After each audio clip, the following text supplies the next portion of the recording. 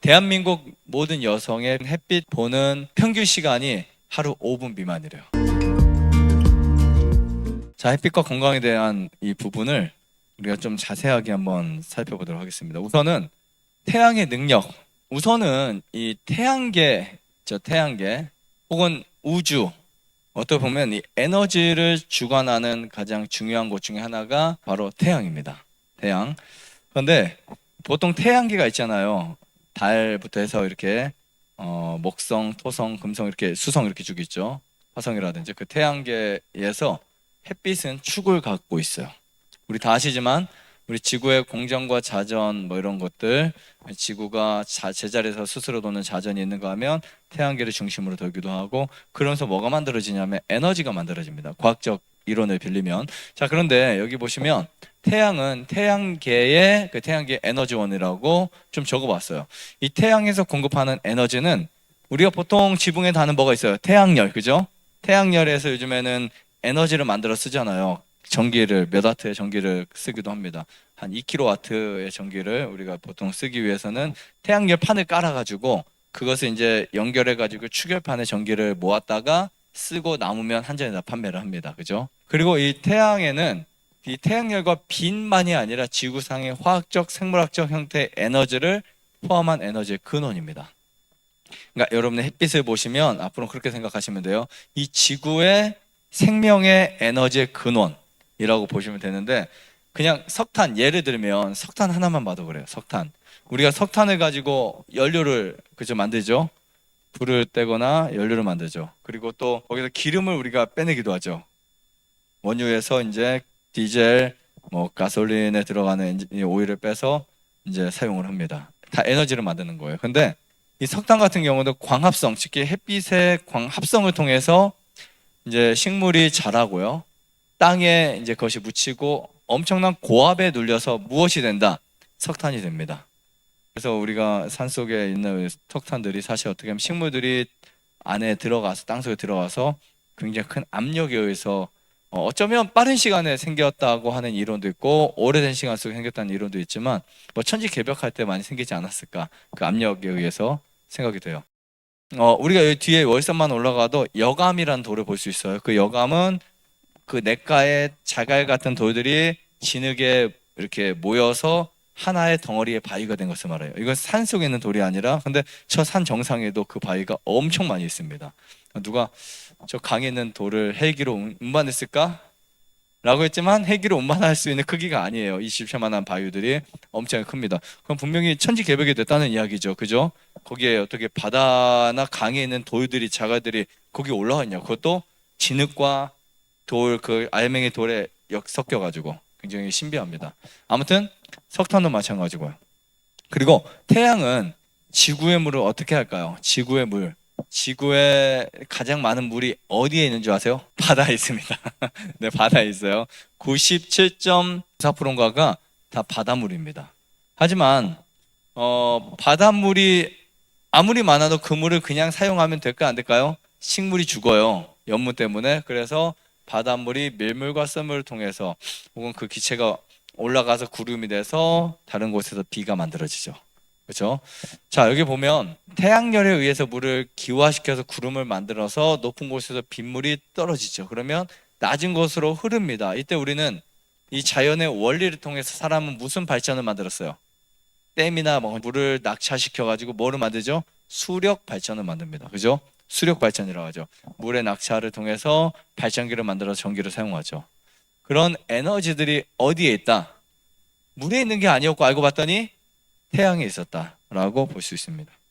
그 다음에 이 태양은 생명체의, 저는 생명줄이라고, 지구 71%의 물과 동물들이 내쉬는 이산화탄소가 있어요. 이것을 재료로 식물은 탄수화물과 산소를 만들어 버립니다. 이 과정에서 태양으로부터 광에너지인 자외선이 필요하고요. 이런 현상을 뭐라고 한다? 광합성이라고 합니다. 그 결과 이 탄수화물은 사람과 동물의 기본 모기가 되는 거예요. 그렇죠? 우리는 무엇을 칼로리의 중심으로 주로 먹고 있어요? 바로 탄수화물이죠. 네. 그런데 이런 간단한 화학 방식이 되게 재밌는 게 생명의 기본이 되는 거예요. 태양에서 온 거예요. 화학적 방식을 통해서 광합성을 통해서 애들이 만들어낸 물질을 우리가 먹는 거예요. 어떻게 보면 간단하게 말하면 우리는 물질의 근본적인 원자, 분자, 그러다 큰 여러 가지 물질들을 먹고 있는 거죠. 그래서 그런 것을 우리가 어떻게 보면 그 모든 에너지들 식물이 자체가 갖고 있었던 것이 아니고 태양이 넣어준 것입니다. 얘네가 이제 어떻게 보면 합성을 시켜서 만든 거죠. 그죠? 근데 또 그러면 식물은 어떻게 살아갈까? 식물은 사람과 동물의 식량이 되고 또한 식물이 제공하는 산소를 호흡함으로 에너지가 만들어지는데 그 다음 이들의 배설물과 호흡으로 무엇이 식물을 먹여야 될까요? 우리가 산소가 공기 중에 21%가 있고 거기 질소 뭐 이런 것도 여러 가지가 있잖아요. 근데 그런 부분들이 적합하게 형성이 돼야 식물도 살아갈 수 있는 거예요. 그래서 동물계와 식물계는 생명을 주고받는 공생 원리로 유지되고 태양은 자동차로 말하면 엔진이라고 보시면 될 것 같습니다. 자, 그 다음에 햇빛이 왜 그런 건강이 필요할까? 여러분들 지금까지 햇빛이 정말 건강에 도움이 된다는 생각은 좀 하실 수도 있겠지만 오늘 강의를 들으시면 절대적으로 필요하다는 사실을 아마 느낄 수 있습니다. 그리고 어떤 분들에게는 암이나 기타 여러 질환들에 있어서 그것들을 저하시킬 수 있는 엄청난 그런 힘이 될 수 있고 치유되는 그런 능력이 될 수 있고 성경에는 광선이라고 했죠. 치료하는 광선. 이 광선이 바로 태양에 있습니다. 햇빛의 구성 요소를 볼게요. 햇빛의 구성 요소 크게 세 가지. 뭐가 있을까요? 자외선, 적외선, 가시광선. 네, 맞습니다. 자, 가시광선은 우리가 눈으로 볼 수 있는 광선이에요. 여러분들 햇빛을 보면 그 빛을 보잖아요. 그 중에 눈으로 볼 수 있는 그 빛의 세계 영역이 무슨 선이라고요? 가시광선입니다. 혹시 가시광선이라는 거 들어보셨어요? 전체 햇빛의 33%를 차지하고요. 그 다음에 심리치료에 정말 많이 씁니다. 심리적으로 불안하신 분들 있죠? 안정이 안 되는 거. 그러니까 우리가 암에 걸려서 너무 충격을 받고 너무 겁나고 불안하신 분들은 햇빛 쬐면 마음이 편해져요. 우리 봄날의 햇볕 아시죠? 봄날의 햇볕은 마음의 우울을, 마음의 상처를 씻어낸다. 그리고 따뜻한 햇살은 우리 몸에 어떻게 보면 특히 이제 여러분들이 겨울을 지내고 봄에 그 따뜻한 햇살을 받으면 마치 생명력이 살아나는 것처럼 생명이 이제 살아나는 그 중에 가시광선이 큰 부분을 차지합니다. 이 가시광선은 색을 나눕니다. 그래서 처음으로 프리즘이라고 하는 그 부분을 통해서 이 뉴턴이라는 학자 아시죠? 뉴턴, 과학자 뉴턴이 처음으로 가시광선의 색을 명명하기 시작했어요. 그래서 저는 이 가시광선을 눈으로 볼 수 있는 색깔 중에는 우리가 비가 오고 난 다음에 우리는 그냥 햇빛을 보면 약간 붉은색인지 노란색인지 주황색인지 모르는 햇빛의 색깔을 보지만 가시광선이 나타내고 있는 색은 정확하게 빨주노초 파란보 7가지 색을 띄워줍니다. 7가지 색을. 자, 그 다음에 보시면요. 적외선은 60%가 햇빛의 60%의 부분을 차지하고 있습니다. 보통 우리가 붉은색, 붉은색에 해당하는 부분이고요. 대부분 열치료로 사용됩니다. 그래서 예전에 그 근적 외선, 원적 외선 이런 거 있죠. 근데 그때 다 적외선을 쓰죠. 적외선. 가까운 것, 먼 것에 이제 적외선. 이렇게 근적외선은 좀 가까운 적외선이고 원적외선은 먼 적외선이죠. 어쨌든 인위적으로 만들어가지고 사용되긴 하는데 빛이 없어도 생명체의 전달의 흐름에 의해서 우리는 예를 들면 제가 효소를 만들었어요. 톱밥과 그 다음에 사이클을 가지고 효소를 만든다고요. 그러면은 거기에 미생물을 넣습니다. 그럼 얘네들이 미생물이 살아있는 거예요? 죽어 있는 거예요? 살아있는 거죠. 살아있어서 얘네들이 번식을 해야 돼, 계속요. 번식을 하기 위해서 먹이를 먹고 똥을 싸기도 하고 번식을 하면서 성장하면서 얘네들이 무엇을 만들어낼까요? 열을 만들어냅니다. 그래서 보통 10도 미만에 있었던 20도 미만에 있었던 그냥 차디찬 이곳에서 생명체 활동으로부터 열이 생겨요. 그때 이제 따뜻하게 여러분 혹시 농사 접으셨나요? 네, 농사를 짓다 보면 퇴비를 뿌립니다. 퇴비를. 지금이야 비료 뿌리고 막 하죠. 예전에는 소똥, 돼지똥, 닭똥 막 뿌렸어요. 저도 징글징글하게 뿌렸어요. 지금이야 이제 포로 유기질 비료가 나와서 이제 뿌리고 하는데 똥을 이제는 겨울철에 받아놔서 이제 그렇게 포장으로 덮어놔요. 포장으로.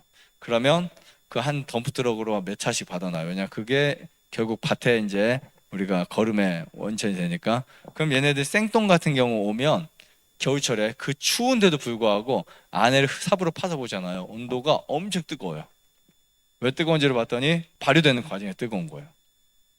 자, 그런데 보통 이 편백나무를 가지고 효소를 딱 만들어 놓으면 거기 미생물이 자라나면서 약 열을 제가 저번에 몇 도까지 올라간다 그랬어요.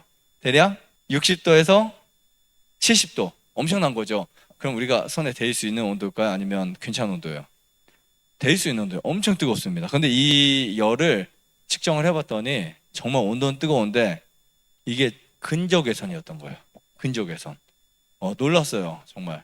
그래서 그 열을 연구한 많은 연구진들이 이 열은 원적외선이 아니라 근적외선에서 그 열이 뼛속 깊숙이까지 통과시킬 수 있는 열이다 이렇게 이야기합니다. 근데 그것도 역시 에너지의 근본이 어디서 왔다고요? 햇빛에서 왔다는 것이 발견되었고, 그러면 적외선 같은 경우는 어떤 역할을 할까? 첫 번째, 혈관을 확장시켜 버려요.